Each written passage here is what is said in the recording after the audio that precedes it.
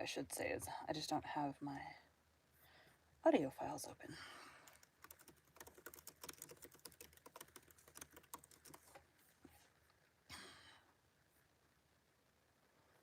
Get it in the right folder. Open. Okay. Make sure we are on the right mic. Now, what I don't know, hold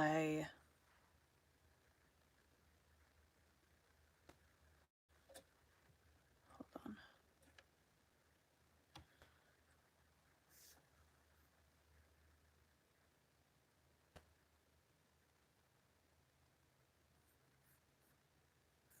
Hold on. Yeah, that's what I thought.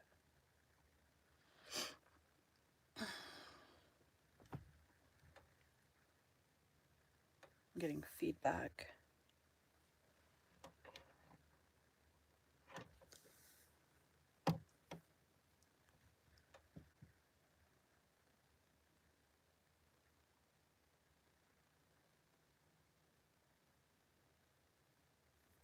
Where could the feedback be coming from?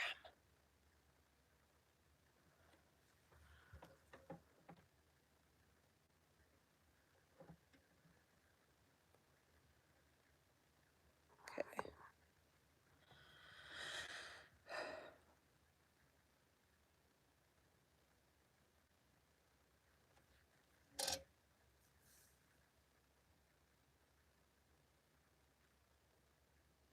It's like the eternal struggle, right?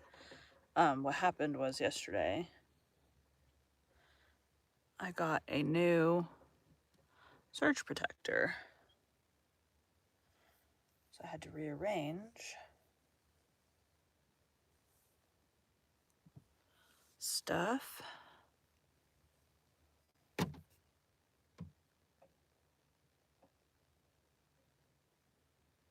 see.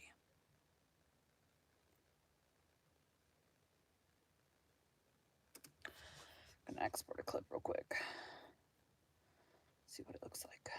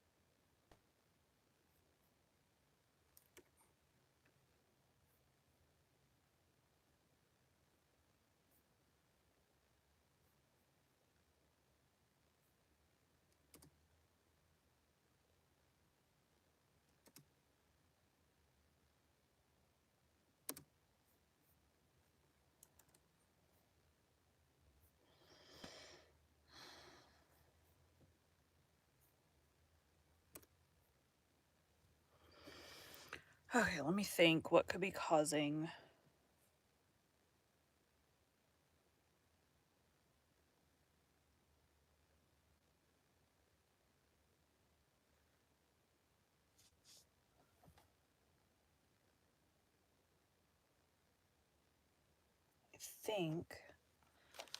I'm pretty sure I know what it is. I'm pretty sure it's this guy who says he didn't have the signal anyways. Let me unplug.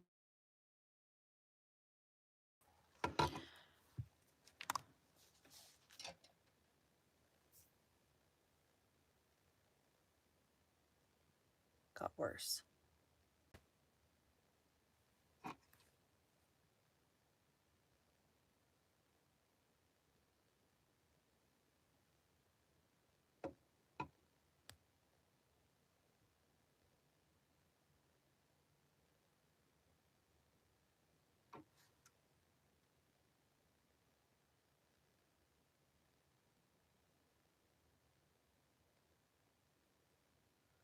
This is so irritating.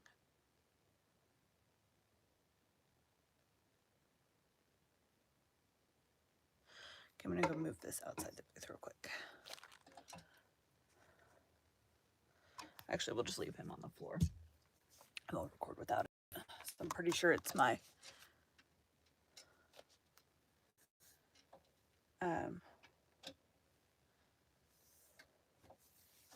I'm pretty sure I need to,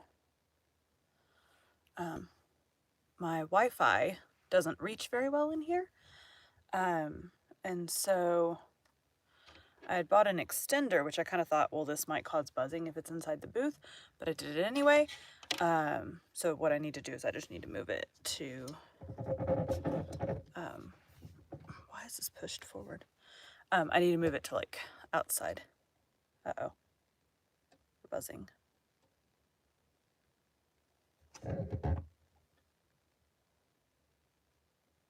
What the heck?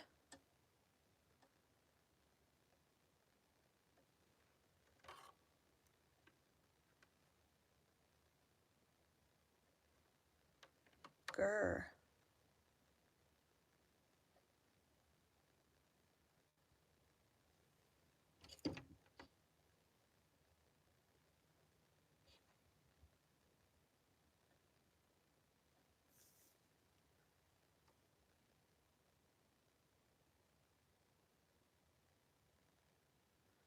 Oh, you know, I had this like this before.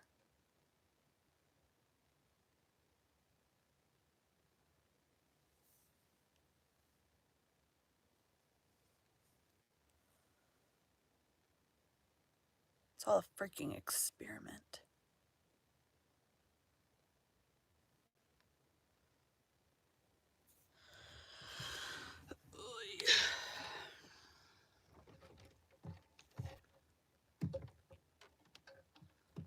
Okay, let's get this up over.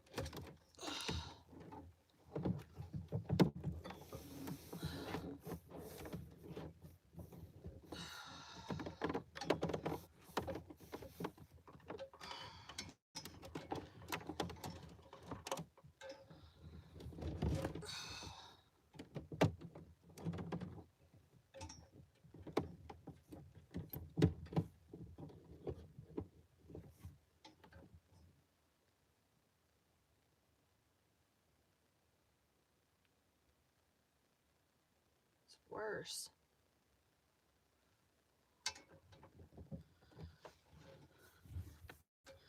Oof. Okay.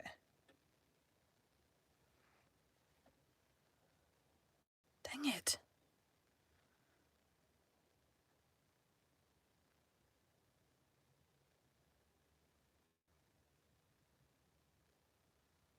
Test. Test again.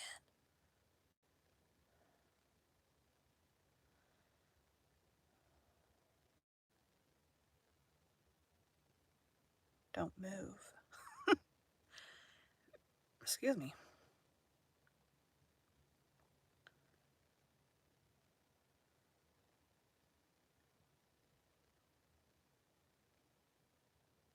I think we fixed it. I think it was my... Nope, there it is again.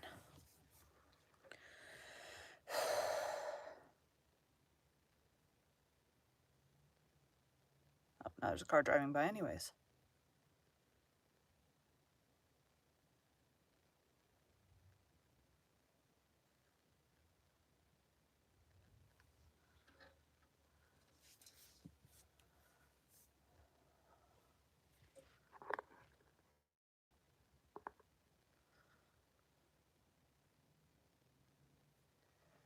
This is on airplane mode. Try moving him a little bit further over though. Nope, no, that's worse. This is so frustrating.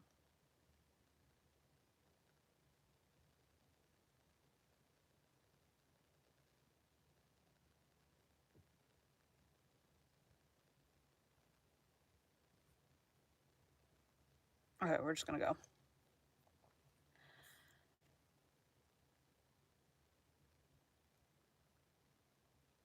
And I say that because I can edit out the irritating buzzing.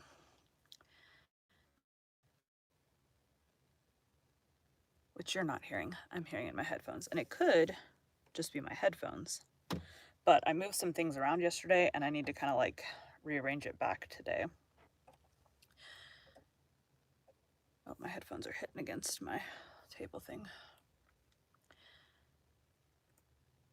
Today we'll be continuing the adventures, damn it.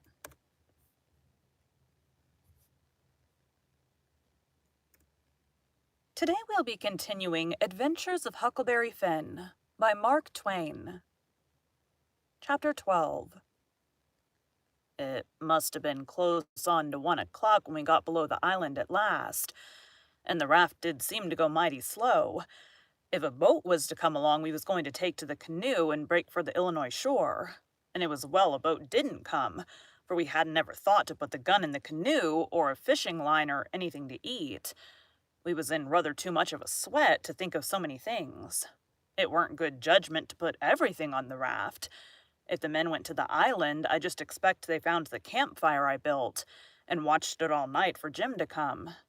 Anyways, they stayed away from us, and if my building the fire never fooled them, it weren't no fault of mine. I played it as low down on them as I could.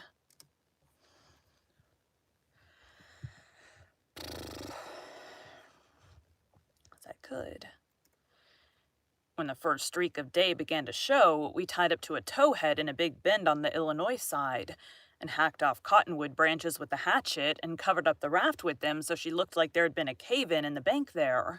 A towhead is a sandbar that has cottonwoods on it as thick as harrow teeth. We had mountains on the Missouri shore and heavy timber on the Illinois side, and the channel was down the Missouri shore at that place, so we weren't afraid of anybody running across us. We laid there all day, and watched the rafts and steamboats spin down the Missouri shore and upbound steamboats fight the big river in the middle. I told Jim all about the time I had jabbering with that woman, and Jim said she was a smart one, and if she was to start after us herself, she wouldn't sit down and watch a campfire. No, sir, she'd fetch a dog. Well, then I said, why couldn't she tell her husband to fetch a dog? Jim said he bet she did think of it by the time the men was ready to start, and he believed they must have gone uptown to get a dog, and so they lost all that time, or else we wouldn't be here on a towhead 16 or 17 mile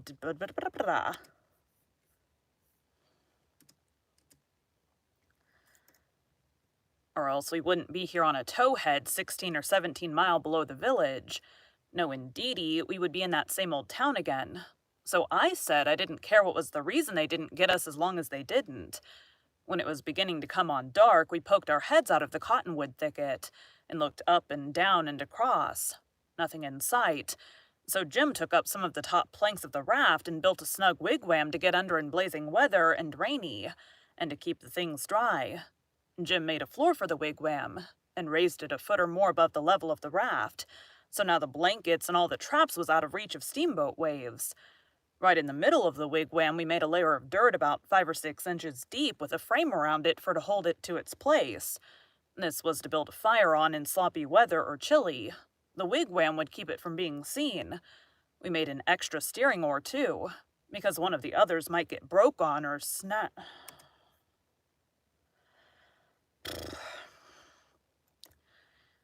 Because one of the others might get broke on a snag or something. We fixed up a short forked stick to hang the old lantern on, because we must always light the lantern. Ouch. Because we must always light the lantern whenever we see a steamboat coming downstream to keep from getting run over. But we wouldn't have to light it for upstream boats unless we see what was in them. But we wouldn't have to light it up for upstream boats unless we see we was in what they call a crossing, for the river was pretty high yet, very low banks being still a little underwater, so upbound boats didn't always run the channel, but hunted easy water. This second night we run between 7 and 8 hours with a current that was making over 4 mile an hour. We catched fish and talked, and we took a swim now and then to keep off sleepiness. It was kind of solemn, drifting down the big still river. My stomach made a noise.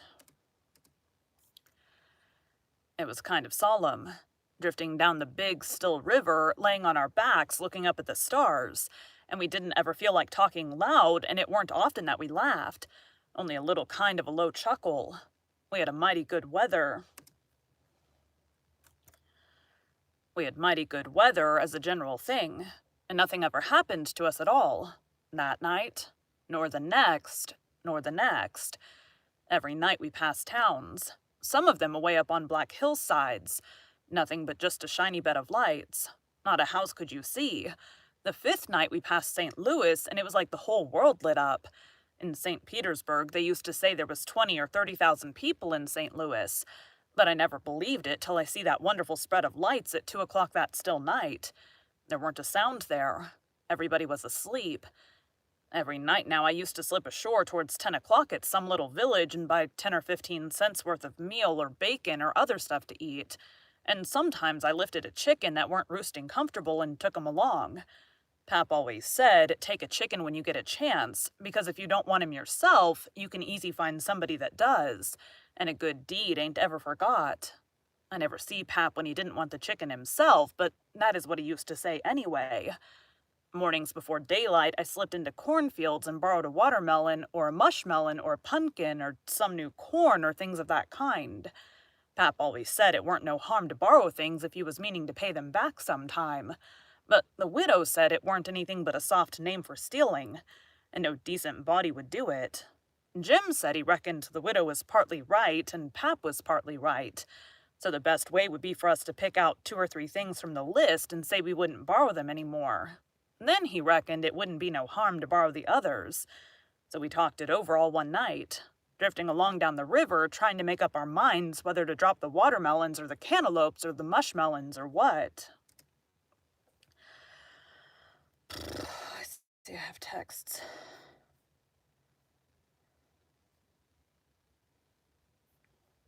Or what?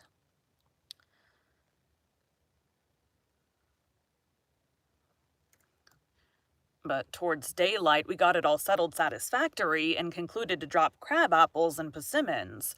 We weren't feeling just right before that, but it was all comfortable now. I was glad the way it come out, too, because crab apples ain't ever good, and the persimmons wouldn't be ripe for 2 or 3 months yet. We shot a waterfowl, now and then, that got up too early in the morning or didn't go to bed early enough in the evening. Take it all around, we lived pretty high. The fifth night below St. Louis, we had a big storm after midnight, with a power of thunder and lightning, and the rain poured down in a solid sheet. We stayed in the wigwam and let the raft take care of itself. When the lightning glared out, we could see a big straight river ahead and high rocky bluffs on both sides.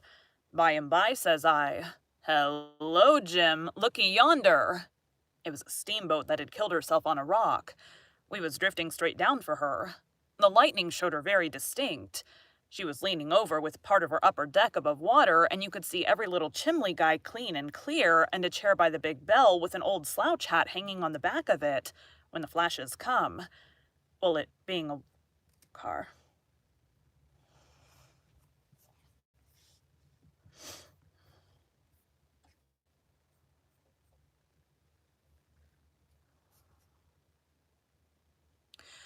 So I have a portable air conditioner that has a tube about like this that goes out of my booth, and then it goes to my window.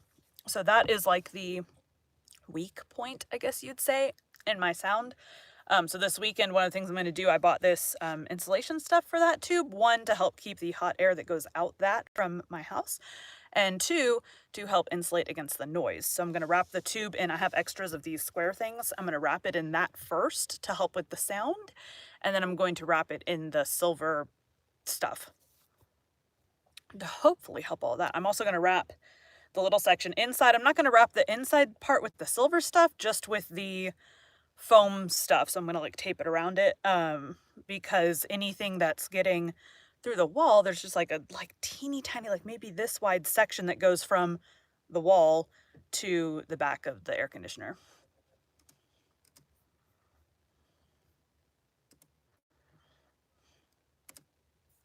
Flashes come. Well, it being away in the night and stormy and also mysterious-like, I felt just the way any other boy would have felt when I see that wreck laying there so mournful and lonesome in the middle of the river. I wanted to get abroad of her and slink around a little and see what there was there. So I says, "Let's land on her, Jim." But Jim was dead against it at first.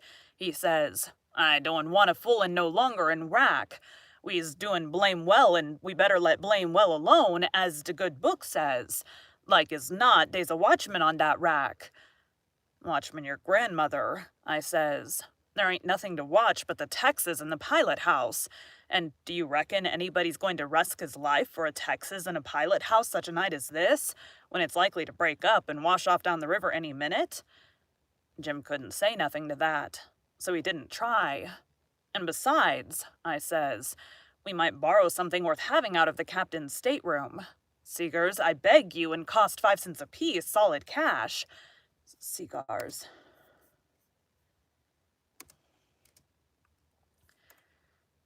Cigars, I bet you, and cost 5 cents apiece, solid cash.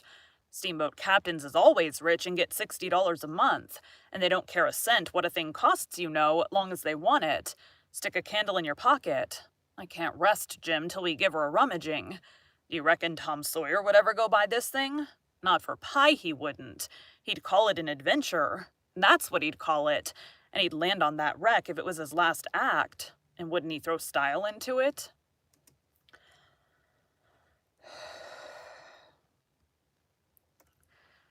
And wouldn't he throw style into it? Wouldn't he spread himself? Dang it. Wouldn't he spread himself nor nothing? Why, you'd think it was Christopher Columbus discovering Kingdom Come. Why, you'd think it was Christopher Columbus discovering Kingdom Come. I wish Tom Sawyer was here. Jim, he grumbled a little. Jim, he grumbled a little, but give in. He said we mustn't talk any more than we could help, and then talk mighty low. The lightning showed us the wreck again just in time, and we fetched the starboard derrick and made fast there. The deck was high out here. We went sneaking down the slope of it to larboard in the dark towards the Texas, feeling our way slow with our feet and spreading our hands out to fend off the guys, for it was so dark we couldn't see no sign of them. Pretty soon we struck the forward end of the skylight and clumb onto it, and the next step fetched us in front of the captain's door, which was open. And by Jiminy, away down through the Texas hull we see a light, and all in the same second we seemed to hear low voices in yonder. Jim whispered and said he was feeling powerful sick and told me to come along. I says, all right, and was going to start for the raft, but just then I heard a voice wail out and say, oh, please don't, boys, I swear I won't ever tell. Another voice said pretty loud, it's a lie, Jim Turner. You've acted this way before. You always want more than your share of the truck, and you've always got it too because you've sworn.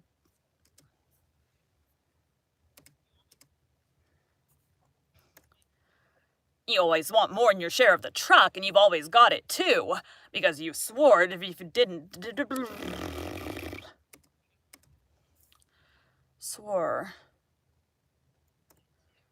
Because you've swore it if you didn't tell. But this time you've said it just one time too many. You're the meanest, treacherous hound in this country. By this time Jim was gone for the raft. I was just a-billing with curiosity, and I says to myself, Tom Sawyer wouldn't back out now, and so I won't either. I'm a-going to see what's going on here. So I dropped on my hands and knees in the little passage and crept aft in the dark till there weren't but one stateroom betwixt me and the cross hull of the Texas. Then in there I see a man stretched on the floor and tied hand and foot, and 2 men standing over him. And one of them had a dim lantern in his hand, and the other one had a pistol. This one kept pointing the pistol at the man's head on the floor and saying, I'd like to, and I order to, a mean skunk. And the man on the floor would shrivel up and say, oh, please don't, Bill, I ain't ever going to tell. And every time he said that, the man with the lantern would laugh and say, deed you ain't. You never said no truer thing in that. You bet you. And once he said, hear him beg, and yet if we haven't got the best of him and tied him, he'd have killed us both. And what for? Just for nothing. Just because we stood on our rights, that's what's for. But I lay you ain't going to threaten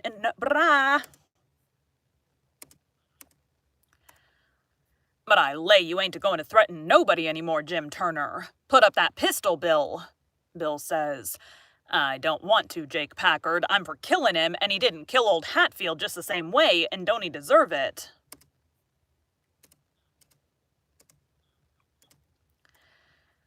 I don't want to, Jake Packard. I'm for killing him, and didn't he kill old Hatfield just the same way, and don't he deserve it?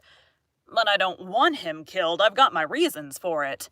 Bless your heart for them words, Jake Packard. I'll never forget you long's I live, says the man on the floor, sort of blubbering. Packard didn't take no notice of that, but hung up his lantern on a nail and started towards where I was there in the dark, and motioned Bill to come. I crawfished as fast as I could, about 2 yards, but the boat slanted so that I couldn't make very good time. So to keep from getting run over and catched, I crawled into a stateroom on the upper side. The man came a-pawing along in the dark, and when Packard got to my stateroom, he says, "Here, come in here." And in he come, and Bill after him. But before they got in, I was up in the upper berth, cornered, and sorry I come. Then they stood there with their hands on the ledge of the berth and talked.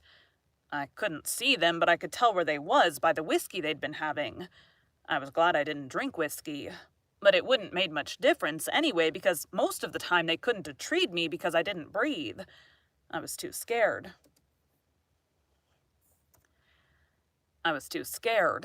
And besides, a body couldn't breathe and hear such talk.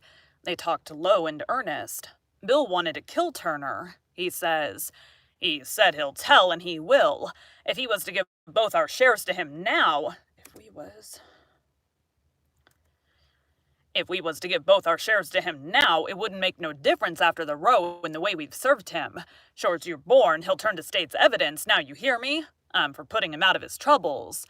So am I, said Packard, very quiet. Blame it, I'd sort of begun to think you wasn't. Well, then that's all right. Let's go and do it. Hold on a minute. I ain't had my say yet. You listen to me. Shooting's good, but there's quieter ways if the thing's got to be done. But what I say is this. It ain't good sense to go courting around after a halter if you can get at what you're up in.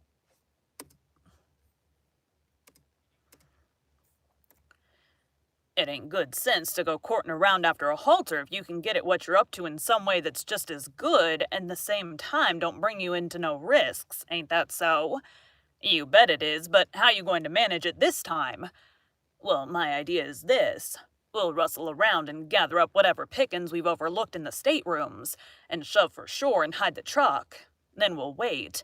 Now I say it ain't going to be more than 2 hours before this wrack breaks up and washes off down the river. See? He'll be drownded and won't have nobody to blame for it but his own self. I reckon that's a considerable sight better in killing him of...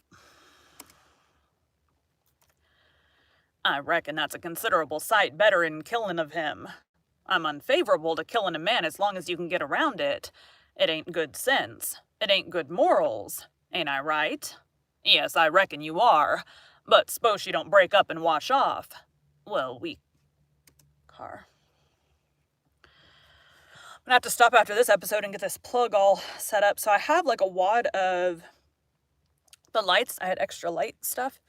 That's all kind of just like hung over. I'm gonna have to like take the table out and get everything settled into its place.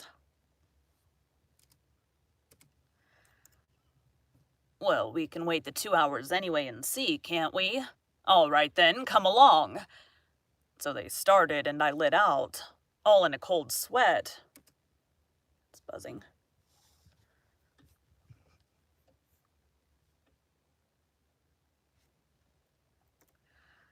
All in a cold sweat and scrambled forward. It was dark as pitch there, but I said in a kind of coarse whisper, "Jim," and he answered up right at my elbow with a sort of a moan, and I says, "Quick, Jim, it ain't no time for fooling around and moaning.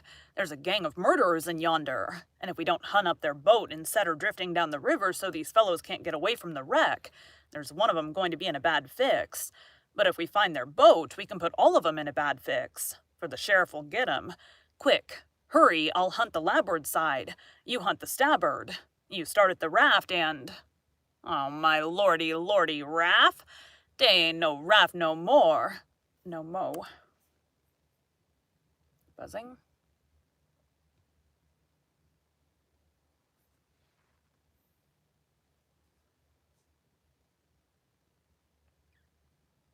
Waiting for the buzzing to go away. There ain't no raft no more. She done broke loose and gone. Here we is. Thank you for joining Bite at a Time Books today. while we read a bite of one of your favorite classics. Again, my name is Bree Carlile, and I hope you come back tomorrow for the next bite of Adventures of Huckleberry Finn. I think I have one more episode loaded in Saturday. I have Sunday and Monday's episode, Tuesday, and then this would be Wednesdays. Okay. Just make sure if I don't record another one, I've got enough to go. Anyways, that's all. Thanks, guys. Sorry for the long thing at the beginning.